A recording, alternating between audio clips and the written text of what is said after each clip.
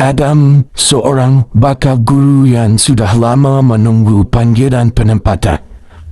Dan dia tinggal di sebuah kampung yang dikelilingi sawah padi dan ladang-ladang. Walaupun dia masih belum mendapat pekerjaan tetap, setiap hari, setiap pagi, Cikgu Adam akan berkebun untuk mengusahakan tanah pusaka milik warganya.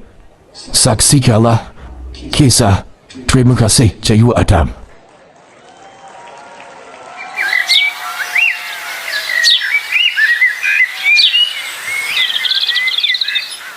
Assalamualaikum, Madam. Rajin kau ni. Pagi-pagi lagi dah menyinsir lengan. Waalaikumsalam. Pak Mael. Biasalah Pak Mael. Demi nak mencari sesuap nasi. Sambil-sambil saya ni menunggu peluang yang lain datang. Eloklah macam tu. Tak memilih kerja. Moga-moga cepatlah kau dapat panggilan. Samad, kau tengok ke? Orang lain belajar tinggi-tinggi, dapat kerja pegawai kerajaan, jadi lawyer, jadi doktor. Ini bakal cikgu, tapi jadi hang kebut. Betul tu Leha, kucing pun dah bertanduk, kerbau dah lembek. Tapi si Adam ni ada sijil, tak ke mana-mana juga. Pak Leha, Pak Samad, selagi mana kita hidup, kita boleh menyemai budi. Itu lebih mulia. Tak itu Pak Mael? Betul. Aku setuju dengan kata kau tu, Dam. Maafkan saya, Maleha, Pak Samad, Pak Mael.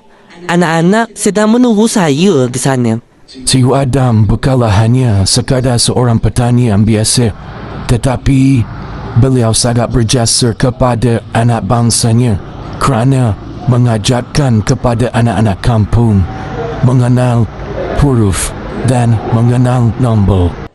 Assalamualaikum anak-anak. Siapa yang boleh ejakan huruf S, A, B, A dan bagi tahu cikgu apakah maksudnya? Sabar cikgu. Maksudnya orangnya boleh kawal kemarahan dia. Macam cikgu. Betul. Kita kena sabar supaya kita jadi orang yang lebih baik dan kuat. Assalamualaikum. Ada surat untuk Adam bin Zakaria.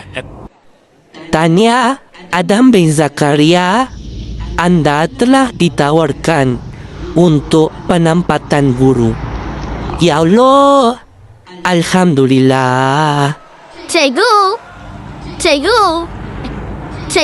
dah dapat surat. Cikgu nak tinggalkan kami semua ke?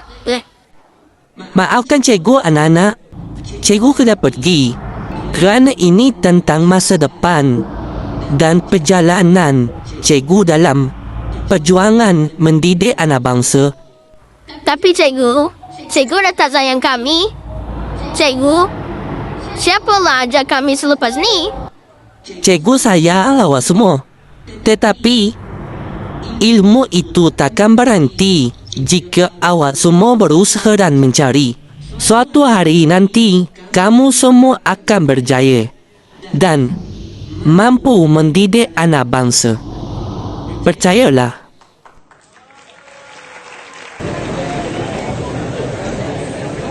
Allahumma salli wa sallim wa barik alaihi wa ala alihi.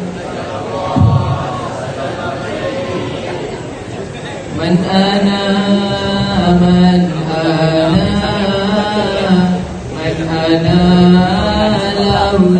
laulahu kaifa ma hummuhu kaifa ma ahwahu man